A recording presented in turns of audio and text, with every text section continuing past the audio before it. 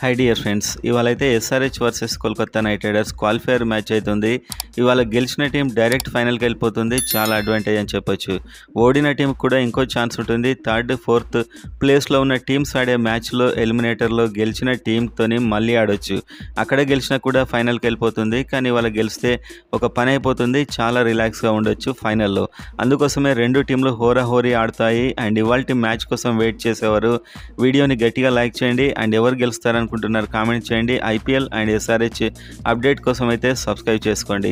So SRH versus Kolkata knight riders group stage match చాలా ఉత్కంఠభరితంగా కొనసాగింది. హర్షిత్ రాణా అయితే కొన్ని వికెట్స్ తీశాడు.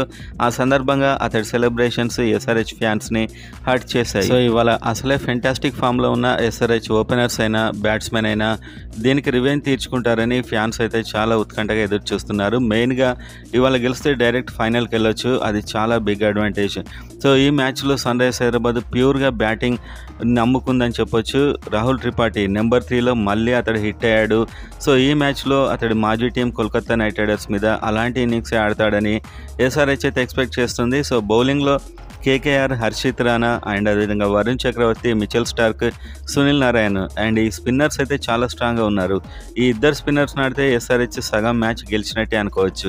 అండ్ బ్యాటింగ్లో కూడా గుర్బాజ్ వచ్చాడు ఓపెనర్గా అండ్ సునీల్ నారాయణ్. గుర్బాజ్ మొదటి మ్యాచ్ ఆడబోతున్నాడు. సో అతన్ని అవుట్ చేయడం కాస్త ఈజీ కావచ్చు ఎస్ఆర్హెచ్కి, ఎందుకంటే అతను సెట్ కాలేదు. అతడు కూడా విధ్వంసకర బ్యాట్స్మెన్. సో స్టార్టింగ్ వికెట్ తీస్తే కేకేఆర్ మీద చాలా ప్రెజర్ అయితే ఉంటుంది. సో ఇంకా వాళ్ళ టీంలో మంచి హిట్టర్స్ ఉన్నారు. రింకు సింగ్ ఉన్నాడు, ఆండ్రీ రస్ల్ ఉన్నాడు, వెంకటేష్ అయ్యర్ ఉన్నాడు, చాలా మంది ప్లేయర్స్ ఉన్నారు.